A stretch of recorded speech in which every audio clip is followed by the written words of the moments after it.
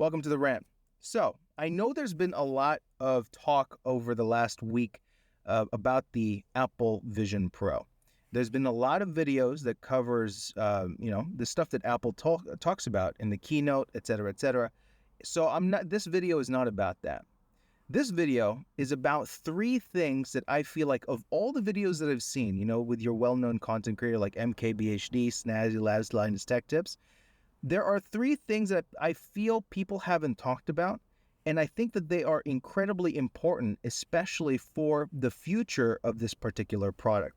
I'll try to be as concise as possible, but I think you'll start to see what I'm saying once I start talking about these three things. So let's get into the first one. The first thing that I want to talk about is the last word of this product, Apple Vision Pro. Now, the Pro nomenclature is very important for this kind of product that is especially new. Why? Because number one, Apple wants to know what feature people end up using the most. And what better way to do that by essentially creating a product that has pretty much as much feature technology as possible so that Apple can essentially find out what is the most used feature of that product, and then they can make sure that that is so kick-ass in the future iterations of the Vision Pro. But the more important one is the non-Pro variant of Apple Vision. Now, think about it like this. So for example, if with Apple Vision Pro, it turns out that the most killer feature is the hand tracking, let's just say, because I know Snazzy Labs talked about they didn't really talk about it in the keynote, but there's like bone tracking, right? And all that stuff. Let's say that the app thing, looking around is good, but the thing that people want to use the most is like having stuff on their hands, let's just say. By Apple releasing the Apple Vision Pro first with all that technology, and they find out that people love using the hand gestury stuff or the hand bone tracking, whatever it is that they have on the Apple Vision Pro the most, then they will make sure that the Apple Vision does that incredibly well. This is an incredible strategy because, number one, Apple doesn't want to create an inferior product or a less expensive product that has features that people never use. This is one of the best ways to find out what people actually love to use and then go ahead and make sure that that is polished to the max for the cheaper version. So the fact of the matter that this thing is a Pro first or Pro nomenclature kind of first product is great, because that just means that Apple is giving us the most technologically advanced product there is for a first generation, so that they can learn how to make it better in the future for less expensive products. Apple Watch has done this over time. So for example, first gen Apple Watch, I think even in the keynotes of the last couple of years, Apple has said, we've learned over the years what people love, how people use the watch, and that's why they've kind of started doing that, or they're investing more time in those feature sets. They're doing the exact same thing for the Apple Vision Pro. Next, spatial video, spatial photos, the 3D depth thing. Now, I know that I've seen a few videos where the people have said that it's actually really, really cool, but who would want to use this on the headset? Now, I feel like of all those videos, what people fail to understand is that most of these kinds of technologies, especially when it comes to photography kind of technologies, Apple is actually planning, in my opinion, I would bet on this, Apple is planning to incorporate that technology across the entire product line. What do I mean by this? So firstly, when it comes to the panorama, you get to see your panorama in like full 180 in the Apple Vision Pro.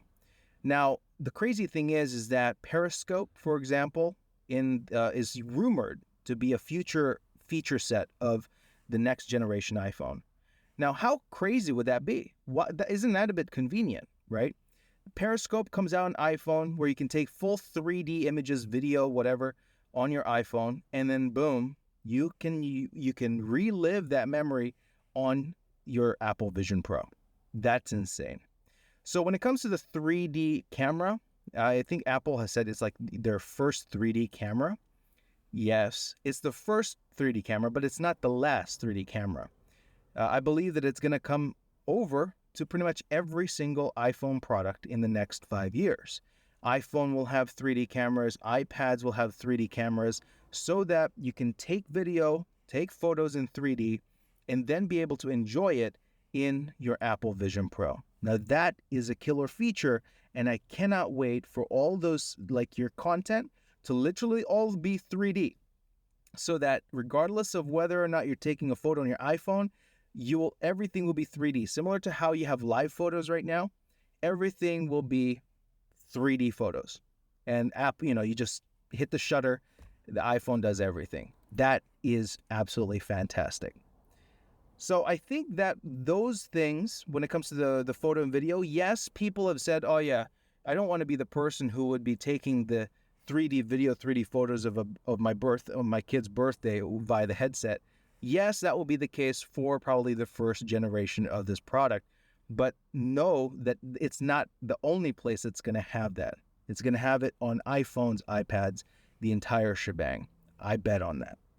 The last one is, the fact of the matter is that this thing is still a first generation augmented reality product. And I know other videos have talked about it being a first gen, but I think that the one thing that they fail to note or to talk about is that it's a first gen for a reason. Let me explain what I mean by that. Everything that Apple has implemented here is first generation technology that will evolve and change and become and enhance over the period of time. And I think people need to understand that, because the reason why there's for example, the bone tracking thing that Snazzy Labs pointed out that Apple didn't even talk about in the keynote, but it's pretty kick-ass of a feature, is because all of these things are designed to it's for Apple to find out exactly how people are going to be using the sensors, the technology inside of this particular device. And when Apple figures that out, then they can, again, similar to the first point that I made, they can now enhance it to become better every single iteration. Again, the Apple Watch did this. Apple found out that people love to use their watch for health reasons and workouts, as opposed to like your normal traditional timepiece. So what did they do?